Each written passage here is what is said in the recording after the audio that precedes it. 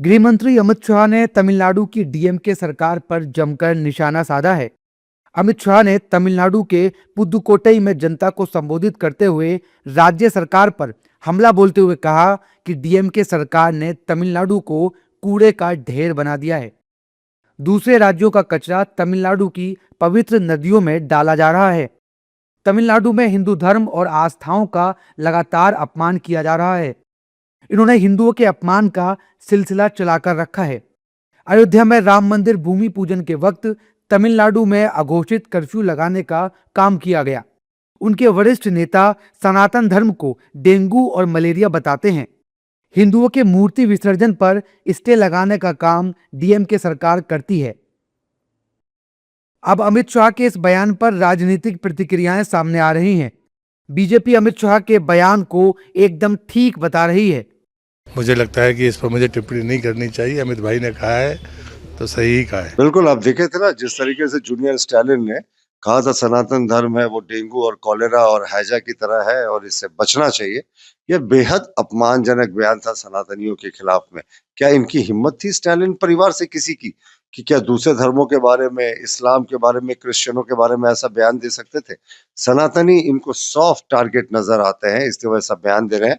और सनातनियों के आक्रोश के कारण इनको बोलना पड़ा था कि भाई हमारा बयान का ये मीनिंग नहीं था। गृह मंत्री साहब ने बिल्कुल सही कहा है कि सनातन जो देश की जो आस्था और इच्छा है उसके प्रतीक हैं। सनातनियों ने अपने धर्म की रक्षा तमाम विषम परिस्थितियों के बावजूद भी आक्रमणकारियों, आक्रांताओं के आक्रमण को झेलते हुए भी की है। जबकि विपक्षी नेता गृह मंत्री के बयान पर हमलावर हैं और अधूरा ज्ञान होने की बात कह रहे हैं।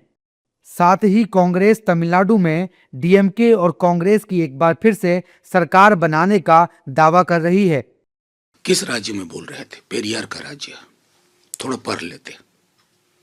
पेरियार कौन थे? जिसको कहते हैं ना सनातन, उसमें कई तरह की धाराएं। उनको उतना समझ शायद उनकी नहीं होगी, लेकिन मुझे खुशी होती अगर देश के गृह मंत्री इंदौर में बच्चों की मौत के लिए माफी मांगते। वहां तो डबल है ना, बल्कि ट्रिपल इंजन है। और कहां कहां का बताऊं डबल ट्रिपल इंजन का इतिहास। वहां बोलना चाहिए। देश के गृह मंत्री है साहब, आपका कद बढ़ता, आपका बड़प्पन दिखता, लेकिन वहां चुप्पी। मैं सिर्फ उनसे ये कहना चाहता हूं कि गृह मंत्री का काम है लगी आग बुझाना। गृह मंत्री का ये काम नहीं है आग लगाना, धर्म के नाम पर, जाति के नाम पर। कांग्रेस का संदर्भ डीएमके के साथ बहुत पुराना रिश्ता है।